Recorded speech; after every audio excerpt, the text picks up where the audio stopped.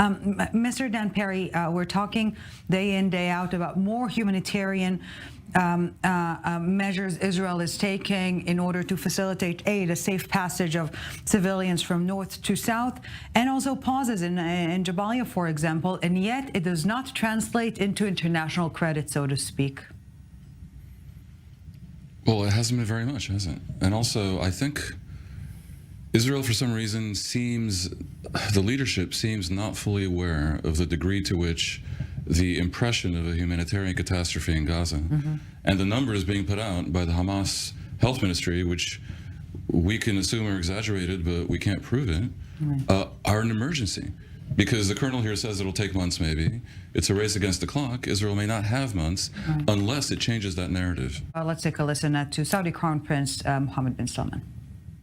The kingdom affirms its categorical rejection of the continuing aggression, occupation and forced displacement of the people of Gaza, and stresses that Israel bears responsibility for the crimes committed against Palestinian people and resources. Back here in studio with Colonel Alona Vital and Mr. Dan Perry. Mr. Perry, if we're trying to, I wouldn't say read between the lines here, but to understand the inherent gap between what is said in public and what is happening behind the scenes, okay? On the one hand, we're seeing a historic handshake between Iranian Raisi and Saudi bin Salman. On the other hand, what was supposed to be two separate summits were condensed into one. Perhaps an indication that it is not that easy for Arab powers here in the region to speak in one voice? It's easiest for them to speak in one voice when they're condemning Israel and pretending like most of them don't want Hamas to be eradicated in Gaza and pretending like there's unity between Saudi Arabia and Iran. They found it profitable for whatever reason to maintain that pretense. One could speculate that it's in order to calm the Arab street. There's a lot of reasons why they might want to do that.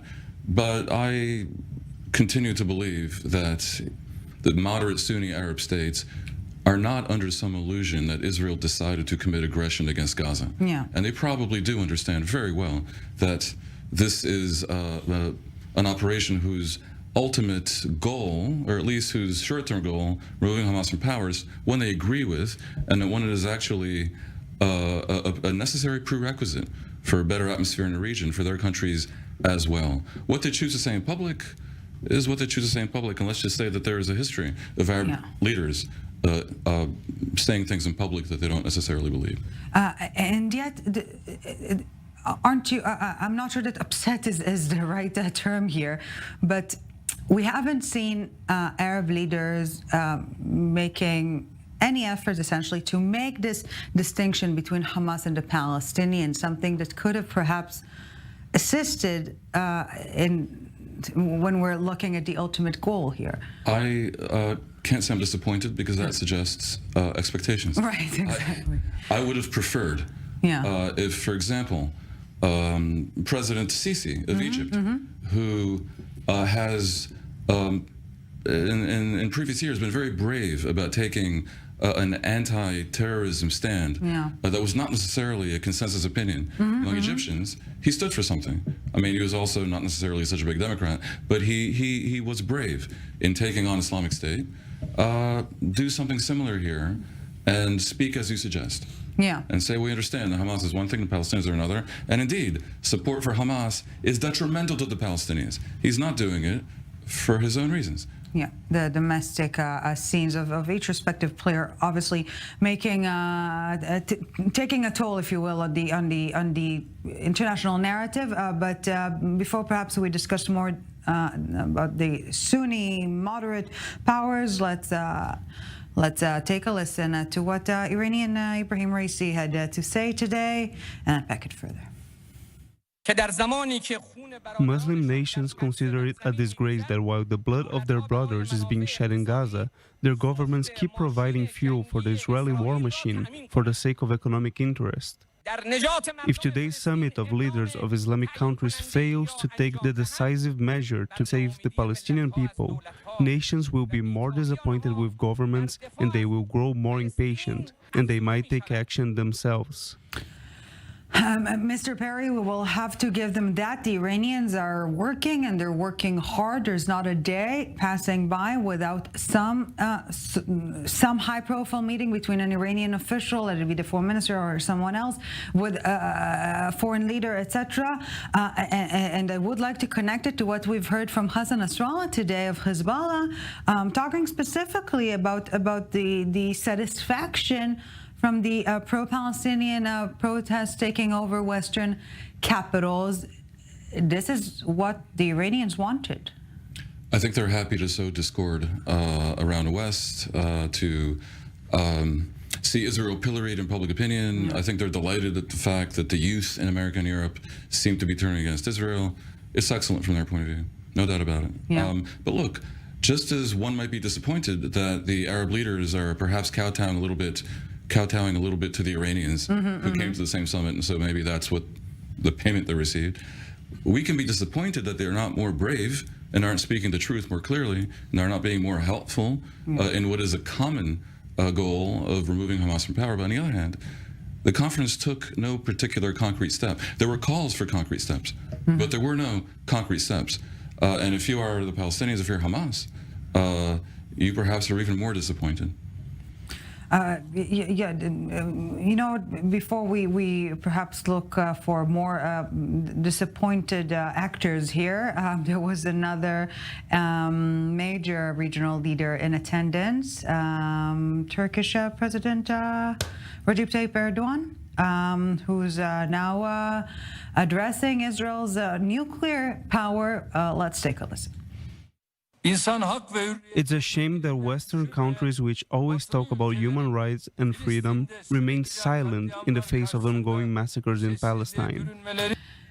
And now I would use the term disappointed, but in the context of Erdogan, do you think, Mr. Perry, that Erdogan is perhaps disappointed that he's not playing a more crucial role in perhaps the diplomatic context in releasing the hostages, or generally more of a relevant player? Because there is always this underlying contest between, we can name Egyptian El-Sisi, Turkish Erdogan, and Saudi Mohammed bin Salman, perhaps, and who will spearhead the Muslims here in Britain. Remember, there is a bit of debate, especially in Europe, about whether Erdogan's AK party is Islamist or isn't Islamist. Right. They're Islamist origin, but maybe not really Islamist. Erdogan had the opportunity, because he is close to Islamist circles, but has still aspirations, some sort of aspirations, to be a part somehow of the European Union, to play a positive role here. Instead, his actions of the past month and his public posture denying that Hamas is a terrorist group and pretending as if Israel just decided to commit massacres in Gaza suggests that at heart he really is absolutely part and parcel of the global jihadist movement, essentially. We had wanted to believe that he isn't. Many of us did. The European Union did. But there's no other explanation. He doesn't have imminent re-election. This type of Islamism is not that popular in Turkey. He still has interests in Europe. He could have done a lot to rehabilitate himself. And he invested a lot of efforts to mend fences with all those. And as I said before, he has interests in Israel, a trade surplus in Israel. Erdogan could have used this moment to engineer a true rehabilitation for himself. Direct communication line to Hamas and to Jerusalem. Absolutely. A missed opportunity, but we will not shed a tear on Erdogan's missed opportunities. Please, Those things. I can tell you that there is a kind of expression or kind of a joke in Arabic. I will translate that. No taxes on words, all right? No taxes on words. So, from the Israeli point of view, Erdogan and the other leaders in the Arab world can speak and arrange comments and talks between them and so on. But I think that the most important thing for the Israeli state is to keep the insensitive relationship, a strategic relationship between Israel and the moderate Arab state, which means Egypt, Jordan. We have peace agreement between them, and the Gulf. This is the main point. And Saudi Arabia, for sure, because of the sensitive relationship also between Saudi Arabia and the USA. But as long as those moderate states don't take negative steps or negative policy on the ground against the Israeli side, I think that we can be satisfied. Yeah. So the words don't matter that much. Yeah. There was a certain element of surprise in Jerusalem hearing French President Emmanuel Macron yesterday, one of the first leaders to stand by Israel in the immediate aftermath of October 7th. Yesterday, he's changing his rhetoric, calling on Israel to stop killing women and babies. And there is a certain fear that, here in Jerusalem that it will create a domino effect. You know, I've said this before, and I know it isn't popular in Israel, but I know it to be true. Israel has leaders who know how to be persuasive, who know how to communicate a message. I think they're finally starting to understand that the sense in the world that there are too many civilian casualties is an emergency, not just moral, but strategic, because it closes the window of opportunity and invites pressure upon Israel to end the operation before Hamas is eradicated. So you would think they would do everything conceivable at the level of a strategic imperative to project to the world that they really are doing everything conceivable, that the numbers coming from Hamas are perhaps not right, that most of the numbers are Hamas fighters, not civilians. Really illustrate what they're doing to prevent this, to really convince Macron and the people Macron is speaking to in France, who are demonstrating against Israel and against Macron, that it's not as it seems. Israel seems to think this is like a force majeure, there's nothing to be done.